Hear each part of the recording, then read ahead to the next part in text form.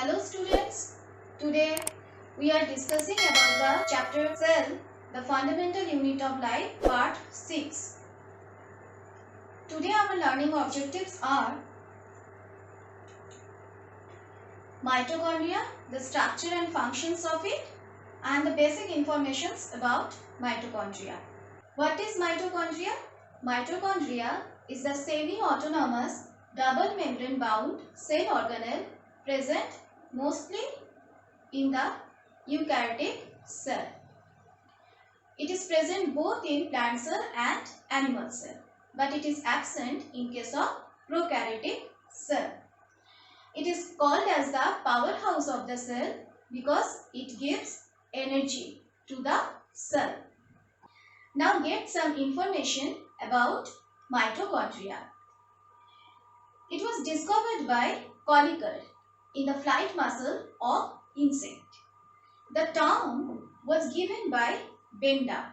It was also known as the bioplast and it was termed as bioplast by Altman. Now the number of mitochondria per cell can be varied. In case of unicellular organism, less active unicellular organism, it is only 1. Like Chlorella, Chlamydomonas.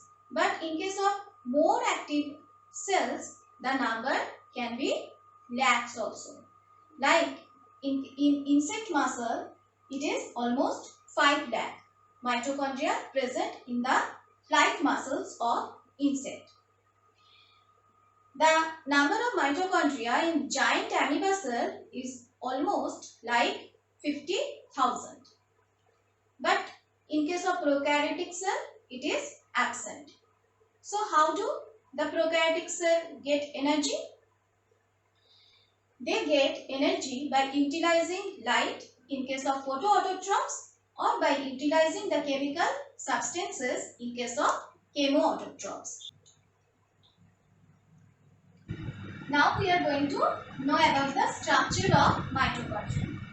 The shape of the mitochondria is spherical, oval, or it can be sausage shaped.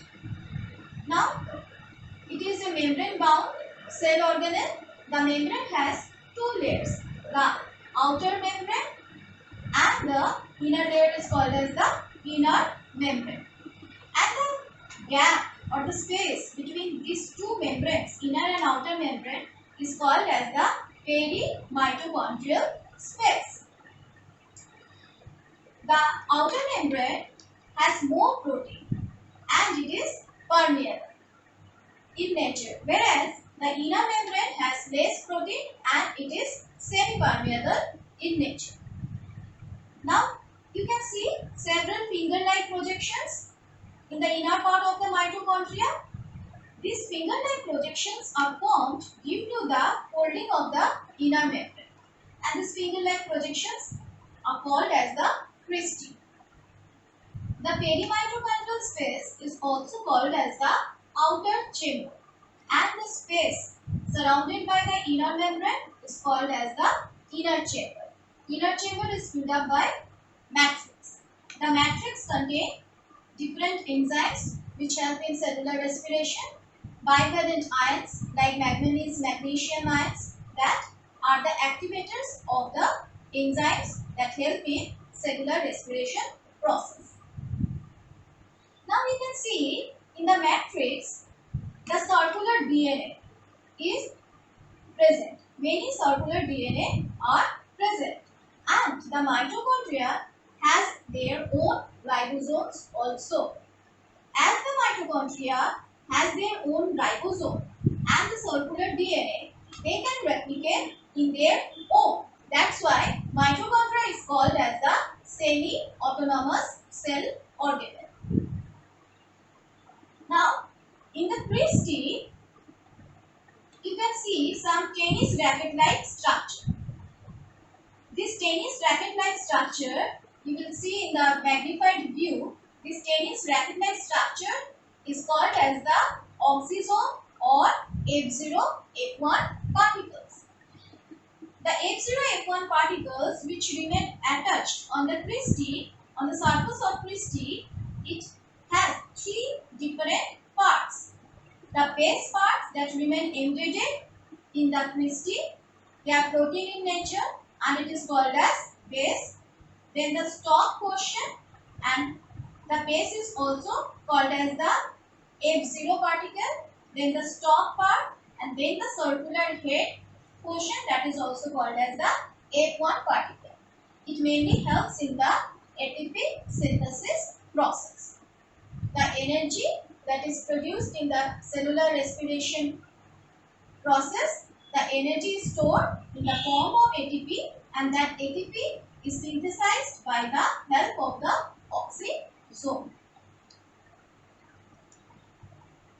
these are the important parts of the mitochondria. Here we have the structure of mitochondria. Now, the mitochondria is known as the powerhouse of the cell. Why? Because it helps in the cellular respiration process, and it helps in ATP synthesis mainly by the oxygens. Along with this main function, it helps in cellular metabolism like respiration, and also it helps in the synthesis of heme part of the hemoglobin. Hemoglobin has two parts, the iron part and the protein part. The iron part of the heme part is synthesized by the help of the mitochondria. In addition to these functions, mitochondria along with the Golgi bodies also help in the synthesis of yolk.